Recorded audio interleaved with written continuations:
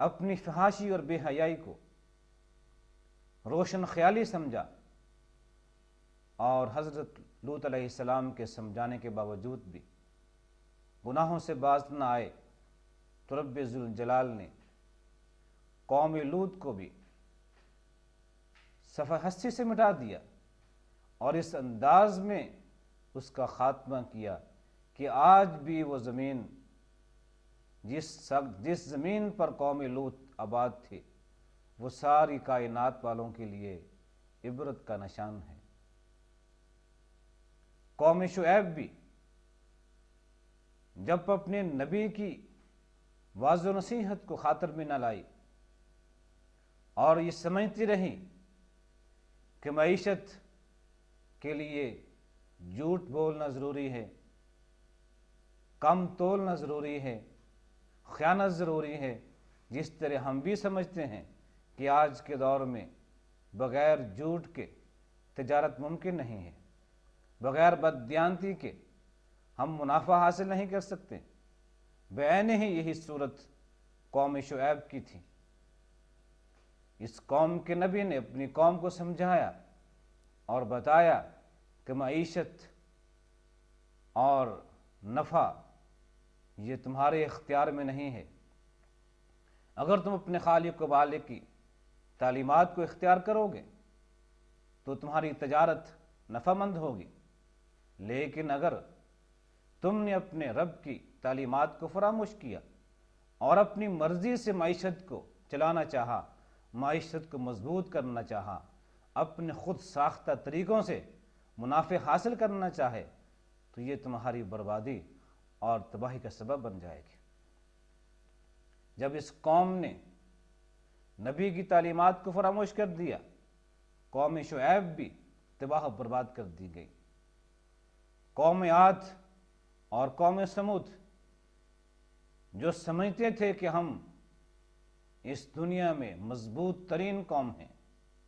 لم یخلق مثلھا فی البلاد، کہ قوت اور طاقت کے لحاظ سے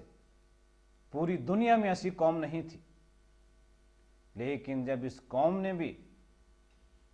گناہ کو گناہ نہ سمجھا، نبی کے سمجھانے کے باوجود بھی معصیت کا، گناہوں کا راستہ نہ چھوڑا، تو یہ قوم باوجود ایک مضبوط قوم ہونے کے بھی صفحہ ہستی سے مٹا دی گئی۔ آج اس قوم کے مکانات تو موجود ہیں، وہ مکانات جو پہاڑوں کو تراش کے بنائے گئے تھے، وہ مکان تو موجود ہیں، لیکن وہاں کے مکین ختم ہو چکے ہیں۔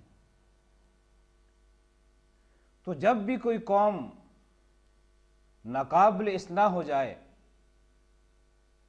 کہ اس میں جرم کا، گناہ کا، معصیت کا احساس نہ رہے، وہ گناہ کو گناہ نہ سمجھے، تو سنت الہی کے مطابق ایسی قوم کو پھر زندہ رہنے کا حق نہیں رہتا، وہ قوم اس دنیا سے مٹا دی جاتی ہے۔ لیکن جب کسی قوم کے اندر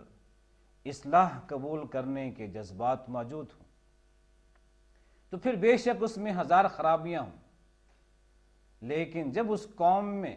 اصلاح قبول کرنے کا جذبہ ہے، وہ گناہ کو گناہ سمجھے اور اس کو چھوڑنے پہ آمادہ ہو جائے، تو پھر یہ قوم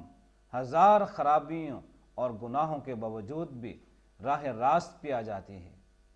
عرب قوم جس میں دنیا کی ہر خرابی موجود تھی، قوم نوح کی معصیتیں بھی عربوں میں موجود تھیں، قوم شعیب کی بددیانتی بھی ان میں موجود تھی، جتنی بھی اس سے قبل اقوام تباہ و برباد کر دی گئی، سب کی خامیاں اس قوم میں موجود تھی، لیکن یہ قوم ابھی ناقابل اصلاح نہیں ہوئی تھی۔ جب اس قوم کو احساس دلایا گیا کہ یہ چیز گناہ ہے، یہ جرم ہے، انسان کا خون بہانا، ڈاکے ڈالنا، لوٹ مار کرنا، اپنی بیٹیوں کو زندہ زمین میں دفن کر دینا،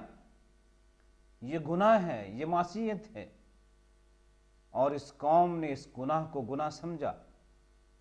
تو پھر یہ قوم محض ایک صالح قوم نہیں بنی، بلکہ ایک مصلح قوم بن جاتی ہے۔